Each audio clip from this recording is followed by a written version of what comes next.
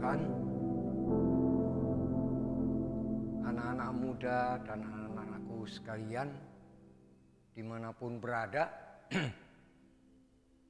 yang memperhatikan refleksi kita pada malam ini.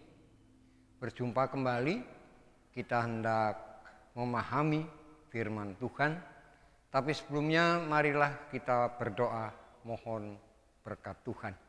Mari kita berdoa. Segala hormat dan syukur kami panjatkan kepadamu Bapa. Engkaulah yang layak menerima pujian. Kami bersyukur untuk malam ini. Kembali kami boleh memahami kembali akan firman-Mu. Kiranya Roh Kudus menolong kami semua, kami yang di studio maupun yang ada di rumah, mencermati refleksi malam ini. Urapan Roh Kudus, kuasa Roh Kudus, itulah yang kami nantikan, agar firman-Mu dapat kami pahami dan kami lakukan untuk kemuliaan nama Tuhan. Di dalam nama Tuhan Yesus Kristus, kami naikkan syukur kami kepadamu. Amin. Bapak Ibu, saudara-saudara sekalian, anak-anak sekalian, kita hendak mencermati, membaca Kisah Para Rasul 3 ayat yang ke-14 sampai ayat yang ke-22. Demikian firman Tuhan melalui Kisah Para Rasul. Tetapi kamu telah menolak yang kudus dan benar, serta menghendaki seorang pembunuh sebagai hadiahmu. Demikianlah ia, pemimpin kepada hidup, telah kamu bunuh. Tetapi Allah telah membangkitkan dia dari antara orang mati, dan tentang hal itu kami adalah saksi. Dan karena kepercayaan dalam nama Yesus, maka nama itu telah menguatkan orang yang kamu lihat dan kamu kenal ini, dan kepercayaan itu telah memberi kesembuhan kepada orang ini di depan kamu semua. Hai saudara-saudara, aku tahu bahwa kamu telah berbuat demikian karena ketidaktahuan, sama seperti semua pemimpin kamu. Tetapi dengan jalan demikian Allah telah menggenapi apa yang telah difirmankannya dahulu dengan perantaraan nabi-nabinya, yaitu bahwa Mesias yang diutusnya harus menderita. Karena itu sadarlah dan bertobatlah supaya dosamu dihapuskan, agar Tuhan mendatangkan waktu kelegaan dan mengutus Yesus yang dari semula diuntukkan bagimu sebagai Kristus. Kristus itu harus tinggal di sorga sampai waktu pemulihan segala sesuatu, seperti yang difirmankan Allah dengan perantaraan nabi-nabinya yang kudus di zaman dahulu. Bukankah telah dikatakan Musa, Tuhan Allah akan membangkitkan bagimu seorang nabi dari antara saudara-saudaramu, sama seperti aku. Dengarkanlah dia dalam segala sesuatu yang akan dikatakannya kepadamu. Kekasih Tuhan, ini memang penghujung bulan Agustus. Tetapi ini masih tetap Agustus. Artinya kita sedang di dalam kerangka memahami apa itu kemerdekaan. Bagaimana kemerdekaan. Pengalaman merdeka dari zaman penjajahan yang cukup lama, baik zaman Belanda sampai zaman Jepang, kemudian merdeka 77 tahun, ini adalah sebuah pengalaman yang luar biasa.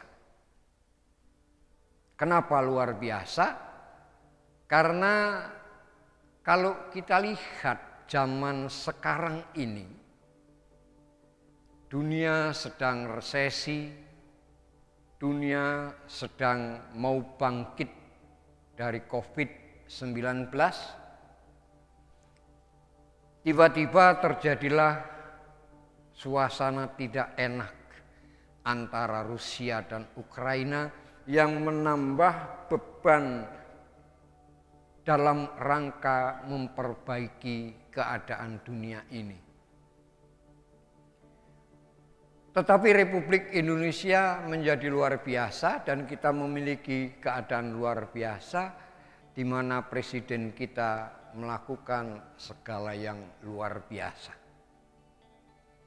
Nah, kalau kita bicara pengalaman luar biasa ini, maka di tengah-tengah hari merayakan hari kemerdekaan kita ini, sebenarnya kisah para rasul adalah sebuah buku pengalaman yang ditulis oleh Lukas sedemikian luar biasa. Kita bayangkan Petrus yang adalah pelaku dalam hal ini, dari orang awam tentang Tuhan, dia menjadi seorang pengkhotbah yang luar biasa. Sekali dia berkhotbah, ribuan orang bertobat, dan itu menjadi sebuah bukti bahwa Petrus karena disertai Roh Kudus dan ia mendapat pengalaman yang luar biasa, maka orang yang lumpuh ini sembuh. Pengalaman beriman luar biasa inilah yang dicatat di dalam kisah para rasul. Kisah ini tentu kisah yang luar biasa juga, karena Petrus yang dari orang awam, dia berkhotbah di Serambi Salomo. Artinya Petrus berkhotbah di Bait Allah atau Baitul Muqaddis atau Bait Suci. Serambi Salomo konon adalah sebuah serambi sebelah timur dari Bait Suci dan diperuntukkan untuk orang-orang luar Israel. Dan di sanalah Tuhan Yesus sering mengajarkan tentang Injil, tentang kabar baik, tentang berita keselamatan yang diberikan Tuhan, tentang pengajaran, tentang pengharapan. Sebagai orang beriman, maka ini menjadi luar biasa.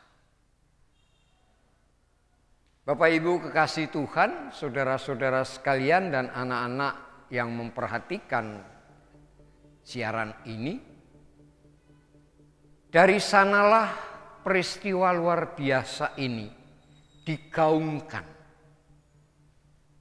Dari sanalah pengalaman luar biasa ini disampaikan oleh Petrus. Di sanalah khotbah Petrus dimulai. Dari sanalah pula kesaksian akan kematian, kebangkitan, dan bahkan kenaikan Yesus disampaikan Petrus.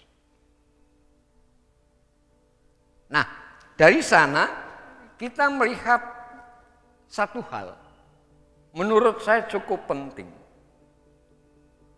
Peristiwa ini, peristiwa bait suci ini, peristiwa Serambi Salomo ini adalah peristiwa pertama pekabaran Injil menceritakan tentang kasih Tuhan kepada semua orang di tempat yang dipersiapkan khusus untuk orang-orang yang ada di luar kaum Israel.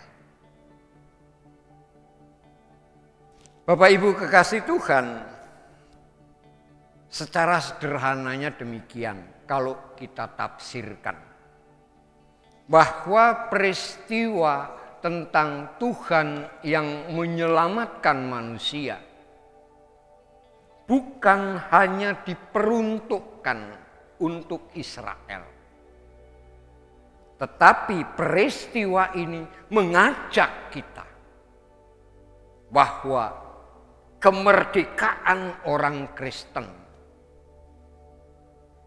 bahwa pengharapan orang Kristen, baik dari Yahudi maupun orang kafir atau orang luar atau orang goyim atau orang asing, mulai saat ini bergerak dari orang-orang Yahudi bergerak kepada orang-orang asing di luar Yahudi. Ini luar biasa. Dan melalui peristiwa ini pula, maka kita yang ada di GKSBS Palembang Siloam, bahkan yang ada di Indonesia, ada di luar Israel, sama-sama memperoleh kesempatan yang besar. Pengalaman kita merdeka ini, baik secara iman maupun secara berbangsa, harus menjadi catatan penting melangkah ke depan.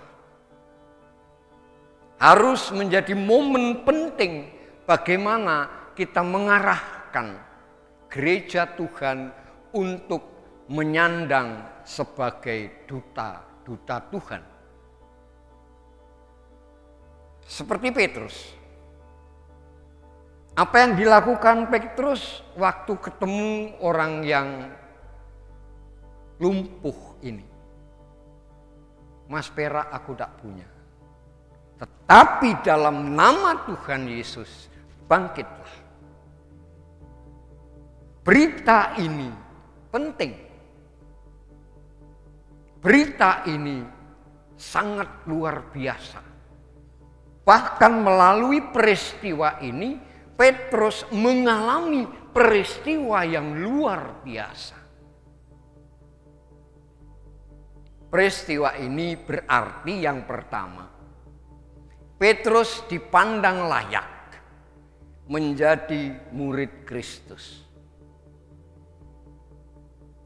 Petrus dikasihi Tuhan Yesus, walaupun perjalanan imannya naik turun. Sampai Tuhan Yesus bertanya, Petrus, apakah engkau mengasihiku? Tuhan Yesus bertanya 3 kali. 3 kali ini artinya, apakah Petrus sungguh-sungguh mengasihi Tuhan? Apa jawab Petrus? Kalau kita lihat perjalanan hidupnya, maka dia bilang, aku tidak layak dibunuh secara disalib seperti Tuhan Yesus disalib. Konon Petrus disalib dengan wajahnya kepalanya di bawah dan kakinya di atas. Ini pengalaman luar biasa. Untuk gereja Tuhan ini pengalaman luar biasa. Karena apa? Dari Petrus yang tenggelam timbul, dia menjadi pemimpin umat yang luar biasa. Dan dia menjadi martir yang luar biasa. Kekasih Tuhan, di sana ada satu kata yang menurut saya menarik. Bab 3 ayat 13. Ada satu kata hamba. Dalam bahasa aslinya paas. Paas itu adalah gelar kehormatan. Jadi hamba ini bukan hamba sahaya. Hamba ini bukan budak. Tetapi orang-orang terhormat. Walaupun kalau di hadapan Tuhan dia adalah budak. Karena hamba ini ditujukan antara lain untuk Musa, untuk Daud, untuk Yakub, untuk Yosua. Ini tokoh-tokoh besar. Ini adalah hamba. Ini adalah orang-orang terhormat. Terhormat di hadapan manusia dan terhormat di hadapan Tuhan. Nah, sebagai seorang hamba, dia diberi tugas dan tanggung jawab untuk bercerita tentang kasih Tuhan, tentang hubungannya dengan Tuhan, tentang pergaulannya dengan Tuhan. Sehingga melalui tokoh-tokoh besar ini, hamba-hamba Tuhan ini, Tuhan Allah Bapa kita berkenan memakai orang-orang ini menjadi alat-alat Tuhan. Jadi kemerdekaan kita yang ditebus di dalam perjanjian baru melalui peristiwa salib menjadikan kita terhormat, menjadi hamba-hamba Tuhan. Sebagai hamba, kita punya tugas, punya tanggung jawab untuk menyenangkan hati Tuhan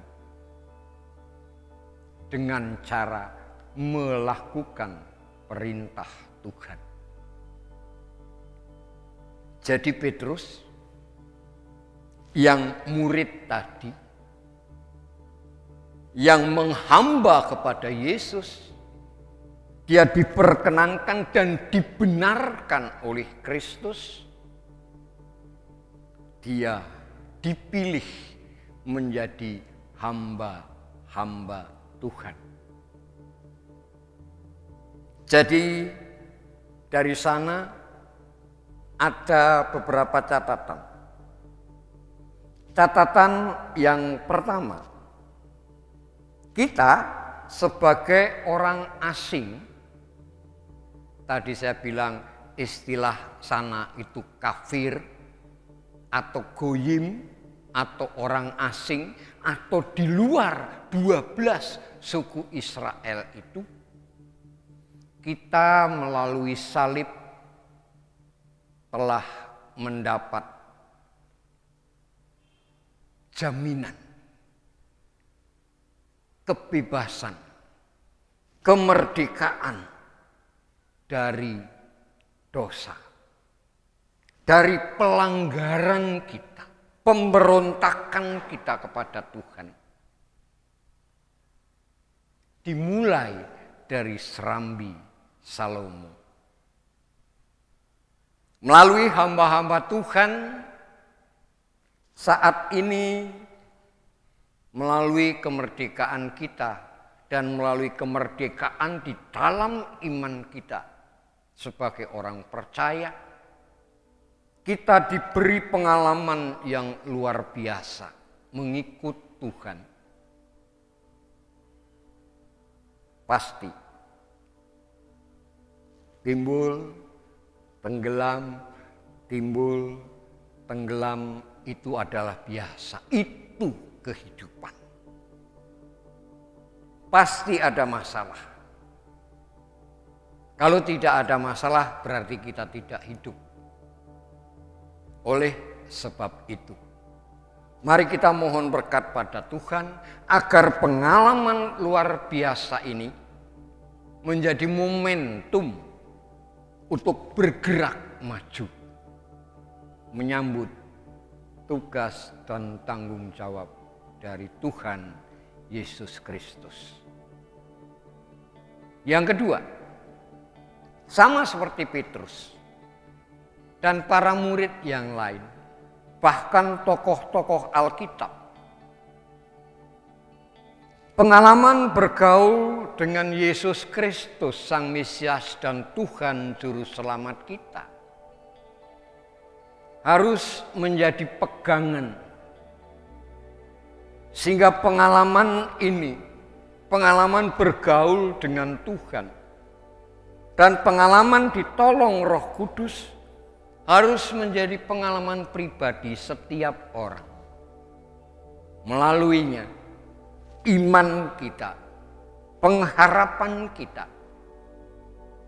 melalui apa yang sudah diberikan Tuhan, yaitu kemerdekaan kita,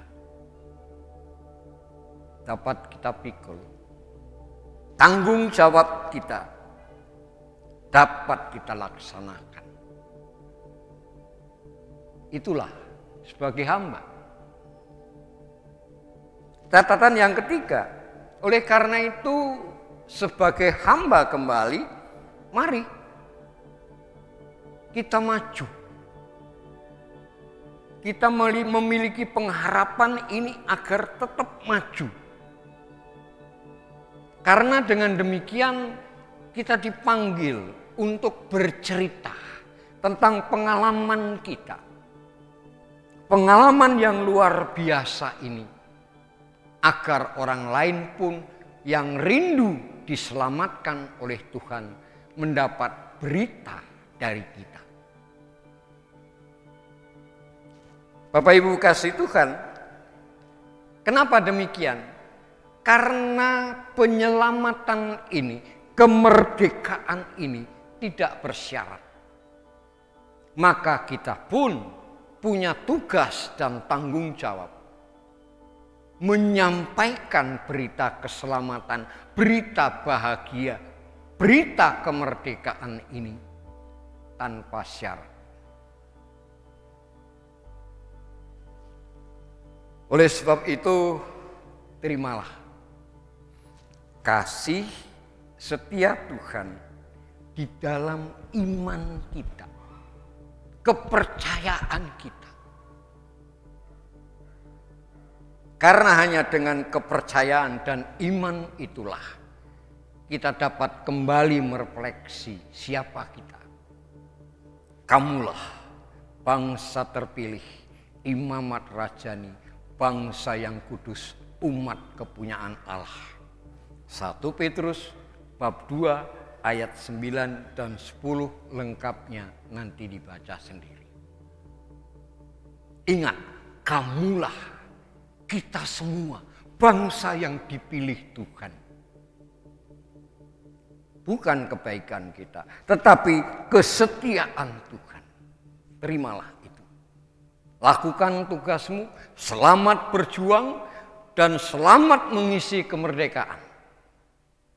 Tuhan memberkati kita. Merdeka! Amin. Mari kita berdoa.